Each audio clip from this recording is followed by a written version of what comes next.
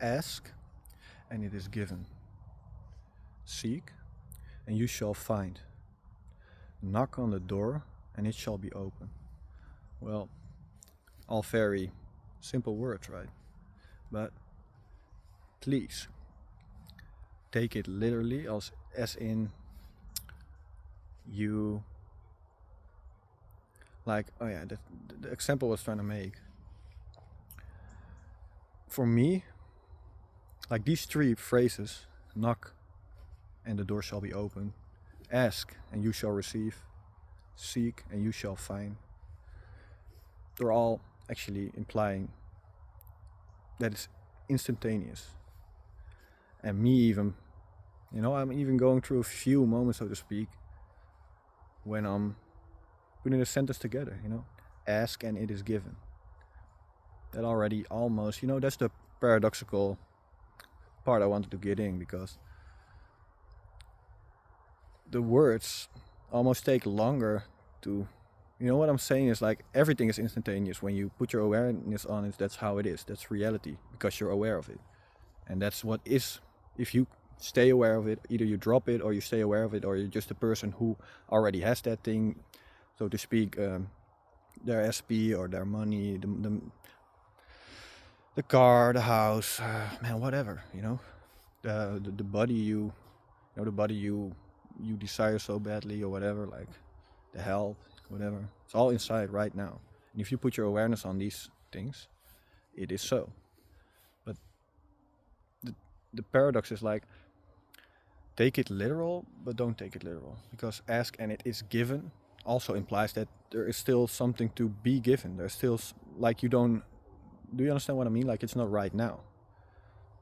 Ask and it is given. Knock and the door shall be opened for you. But that's just because we're in this paradox right now. So there's always going to be, you are God, but you're also this finite human mind who may feel separate, feel like, well, a good example is, like, if you look at, for example, the Atlantic Ocean, an amazing, very big body of water, so to speak. Now, well, one droplet of the water, of that same whole body of water, is it separate? Is it an individual droplet of water? Yes, it is. But can you, like, divide the whole ocean in all these separate droplets of water? Well, first of all, I wouldn't know how you would do that, but the point being is, like, you understand that it's part of the whole. The same with a grain of sand in the Sahara Desert, like, is the similar, example. Is it just a singular, individual, small grain of sand, or is it actually part of, actually one with the whole, well, Sahara Desert in, as example? I mean, and that's the paradox, both of it exists right now, without time, without space, so to speak. Because getting into these, well, like time, it's just, like I said in my first video, a human made up concept, and yes, it serves us, but not in reality creation, but it will always be a thing. Like, you say you're aware of something right now, you decide who you are right now. So, for example,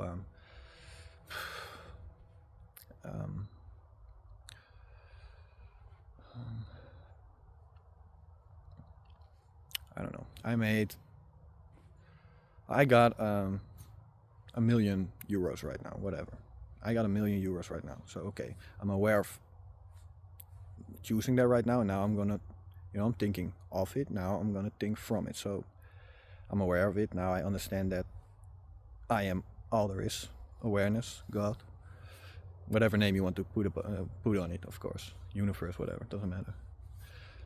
I'm aware of it right now, and that makes it so. But what am I going to do with my thoughts, so to speak, afterwards? Am I going to focus on it just being true right now and I'm dropping it and just going through my day, whatever? Or I'm consistently fighting and thinking about, nah, you're not a millionaire, I don't know, your current physical you know, experience, reality, so to speak, proves you are not, you know. And me being identified with that not being true, then it's not true, you know. It's very simple. It's literally what you put your awareness on is true. But are you bold enough to claim right now that what you are claiming is true? And that's the whole believing part, you know. Like afterwards, do you believe the claim you just made? And for example, somebody is going to smile at me today, whatever. Well, would I really care if that happened? Maybe I would, you know, maybe I wouldn't. Point being is like, you put a significance to anything, so to speak. You making the thing, you're putting it on a pedestal, you know. The me being a millionaire right now is suddenly such a different thing than me, I don't know, walking on the street and somebody smiles at me, you know. But who decides that, you know? I just did, just for as an example, obviously. There's no difference at all, literally. That's exactly what Neville Goddard said to his VIP group members. Obviously he did a whole lot of lectures and everything, but I don't know I think it was 1948. So in 48 he came up with the ladder exercise, and which just implied that you in your imagination, so you just put your awareness on you right now climbing a ladder. So, well, I think we all understand how you climb a ladder. And for the people who weren't physically like able to climb a ladder, he told these people to conjure up a very similar but a very simple task you could do in a, you know, during the day, whatever. So they as well could, you know, do their own imaginal scene and, you know, prove that this works. Matter of fact, doesn't work. It's just, this is how reality is created and will forever be created. Matter of fact, it is already created. Creation is finished. You know, you are choosing which reality you want to experience in every second, every moment. You know, second.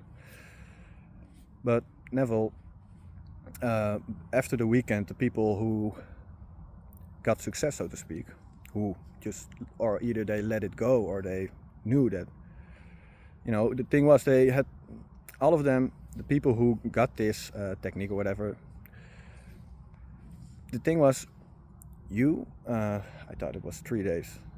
Each night you imagine yourself when you're in a sleepy state akin to sleep. You imagine yourself climbing up and down a ladder just a few times, whatever, you know, with the visuals, the feelings, making it as, you know, as natural, as real as possible, using all your senses in your imagination. And then when you wake up, you're gonna, he said, like, even if you got a wife or like a husband or a roommate, just for a few days, just tell him, like, don't, you know, I'm gonna put all these notes everywhere, reading, I am not going to climb a ladder, you know. But it's all about awareness. So we're not, or I'm climbing a ladder, or I'm not going, or I'm not climbing a ladder. It's just you putting your awareness on climbing a ladder, you know. But the thing, my point being is, like, the people who successfully did it, at least like during the weekend. So the next week they came back, and Neville told these VIP members, maybe some of y'all know David on YouTube. He's the grandson of Elmer Owen Lockhart Jr. Well, he was one of these VIP members. And Neville told all these people, at least this little group of VIP members, that by succeeding in the ladder exercise, you might have just as well made $3 million using your imagination over the weekend, so to speak, you know. And mind you, this was 1948, and the dollar worth was, well, like, the 3 million would be worth around 40 million back then. So it's just a nice example to show you that, I mean, Neville himself said it, you know. You might have just as well created $3 million, but of course he made him climb a ladder. But there's not a difference in climbing a ladder or $3 million, $40 million, $100 million, even a billion. I would even go as far as saying a trillion. Like, it's all just numbers, you know. But you decide the worth, so to speak. You give it meaning, actually. You know, it's just all neutral. There's nothing good about it. There's nothing bad about it. There's nothing positive or negative about any of these numbers, right? Or any of these experiences. Climbing a ladder or being a multi-millionaire, billionaire, whatever. So yeah, my point being is, like, it's so simple. Once again, to apply might be easy, might be a little bit harder, you know. At least seems not as easy, you know. It almost seems, it actually does seem very delusional if you don't understand that you really are. I am awareness, you know. You're everything right now. You are God. So put your awareness on whatever you desire, and there's no other reality than that. You're going to see it in the physical, experience it, whatever you want to do, be, or have. It's all inside of you right now. You have to be bold enough, so to speak. You know, just choosing is, we can all just choose right now. We can all think about something in our mind, in our imagination, whatever, you know. But are you bold enough to stay true to what you just claimed? Literally, you just claimed to be a millionaire, and now, I don't know, 2 seconds later or maybe an hour later or whatever, it doesn't matter what happens in the so-called 3D reality, you know. You just claim somebody as God because you are God, you know. But you get stuck in these human concepts and all these things, and I get it. I do too. Everybody does it. But how fast do you understand and get back to, oh, who are you really? What is your true essence, your true being? God, I am, awareness, consciousness, forever, eternal. Creating right now by putting your awareness on whatever you desire, you know. And that's it, for real. This is how you manifest, how you create. You're not doing any of the things if you really want to go deep, but this is how it works, and, you know, just try it out and test it out, you know.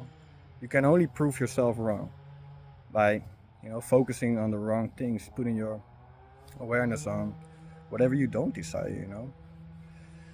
It's all you. It will always be you. It was always you, you know. It's always been you. So, you know, put it to the test. Try the ladder exercise if you like that.